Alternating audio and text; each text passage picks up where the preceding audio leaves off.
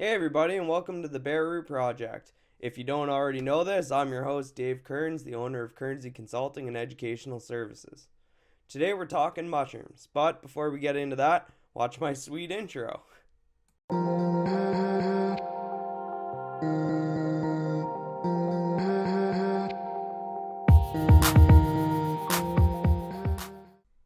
Today we're talking about fungus and mushrooms. We'll get into that. But more specifically, we're going to be answering what is fungi and what are some actual species that we know of that we can eat. What do they do for your plants? What do they do for the environment? Today we're going to try to understand them a little bit more. All right, first thing we got to look at is what is fungus? What is this fungus among us? No, Dave, that one's overplayed. Corny joke, I know. We'll move on. Animals, fungi, and plants. We're all in different kingdoms. And not the corny dragons and magic kingdoms. I'm talking about scientific classifications, right? Anyways, this is important. We need to understand that, plants, animals, and fungi are different.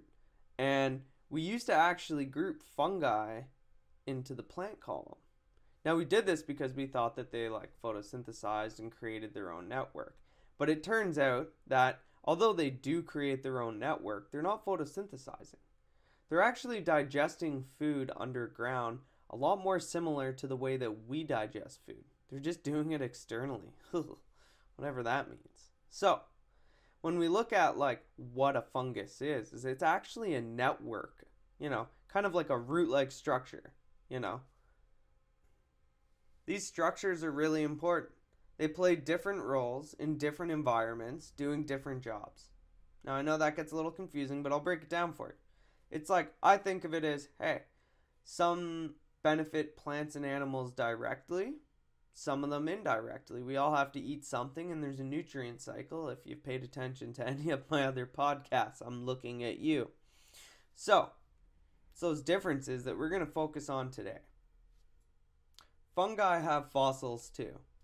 This is how we know that fungi have existed for a long freaking time. I'm telling you, they've been around. We're seeing fossils of mushrooms growing from 94 million years ago that are very similar to the species that we have growing here today. That means that they've been here longer than we have, in some capacity resembling what they used to. So, looking at this, we know that they are old, and we know that they've been in the environment for that whole time. So, why are we only now starting to really understand them? We barely understand them, but we're just starting to get there. There's something like 1.5 million species left to identify. That's at least what we're estimating right now. And at maybe 10 or 12,000 a year, we're worried that some might go extinct before we have a chance to identify them. More importantly, what their role was in that environment. Because we know that, some will decay a log, some will grow in soil, some will grow in, a cesspool, whatever. They all kind of have their own environments. And as we start losing some of our environments, maybe like our old growth forests, we start losing the environments that are retaining these fungi networks. Alright, so how do they work? That's a good question.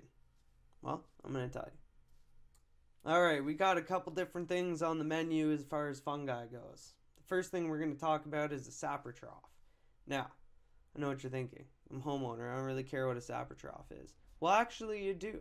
Saprotrophs are eating dead or decaying materials. Then we've got things that are like biotrophs. Those are I'm going to feed on you, but or your plant. I'm going to feed on your plant, without actually killing it because I want this long-term relationship to survive. Thanks for the free food. Don't want to kill you though. Then we got the things that humans are worried about. Yeah. The ones that are I'm going to eat you and I'm going to kill you. Those are the ones that we worry about. Okay. That's enough, right? Back to the plants again. Sorry. But it makes my point. Really what we're looking at is what is that fungus feeding on? Is it living tissue? Is it going to kill that living tissue? Or is it like, hey, don't worry about it, I just feed on the dead things? The body of a fungus. Quick little biology lesson for you folks today, and I really hope that you guys enjoy fungus even more as we go further. I enjoy fungi so much I bought this sweet mushroom shirt.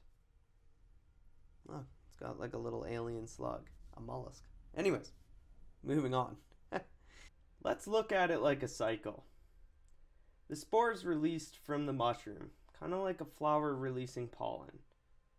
We'll select one spore of about, I don't know, a billion being released from one mushroom cap to follow its journey. This spore, although not a seed, will need to land on an ideal food source. Some in soil, some on trees, others on plants and decaying animals. The spore will start to grow in the right conditions, some waiting over a year. As the mushroom spore grows, it creates a fine thread-like branching system called hyphae.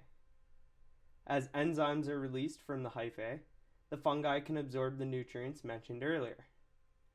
This is how the fungi eats and is able to grow. This network of hyphae, called mycelial mats, are responsible for some of the most productive networks in nature. In search for nutrients and sexual reproduction, we see vast networks covering huge areas. One known network is the Armillaria bulbosa network, recorded to weigh over 100 tons and was estimated to be roughly 1,500 years old. Another Armillaria species was discovered by Catherine Parks in Oregon. This bad boy covered 2,384 acres. That's huge.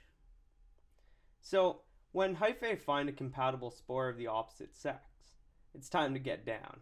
It's time to reproduce and spread the network. A mushroom will start to form by creating a stalk and a cap containing new spores for release. The structure of mushrooms can change from one species to another, but in this case, we're seeing a ring, or what we call a skirt, underneath the cap.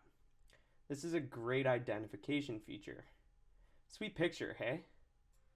Alright, I know a question that you're all asking is, are all mushrooms edible? Well, let's talk about that. Short answer, hard no. Not all mushrooms are edible. I mean, yeah, okay, we can get penicillin and medicines and things like that, and clothing even, right? We can eat some mushrooms, but it doesn't mean that you should go and eat a moldy old slice of bread. Equally, you shouldn't go into the forest and just start picking mushrooms and eating them. That being said, it doesn't mean that we can't go and try to identify them. Maybe they're not beneficial to us eating them, but they're necessary for that environment to develop. So, hey, that's pretty cool, and if you're interested in that, I'd say go for it. That being said, I stick to the mushrooms that I buy out of a supermarket. That way I know that I'm not going to, say, mix up chanterelle mushrooms and false chanterelle mushrooms. Don't want to do that. That's no good. Anyways. So if a mushroom's bad for you, does it mean it's bad for a plant? Well, no. Actually, there's a lot of examples where a mushroom or fungus is very beneficial for a plant and not so beneficial for you. We call these mycorrhizae fungi. And if you eat one of them, you might be punching more than bricks and growing by 2 times, if you know what I mean. So, the idea being that although they may be toxic for you, it's actually beneficial for the plant. Mycorrhizae fungi. Say that 10 times fast. So, what exactly is it? Well, let's get into it. For all you comic book nerds out there, we're talking about a symbiotic relationship between a fungus and a plant. So we've got kind of 2 options here. Now, the fungus can either grow into the root or it can grow around the root. And the idea being that it's going to give the plant a little bit more like water and nutrients, and the plant will share some of its carbohydrates with the fungus. Now, the idea being that this has to be a mutual beneficial kind of system. And where this really gets cool is when we start looking at some of the biggest networks, and we're talking about fungi connecting one tree to another, which means that information can go from one plant to another. If you want your mind blown about fungi, I assure you look into mycorrhizae fungi and the networks that they create. It's absolutely nuts, and it's exactly why I made this podcast.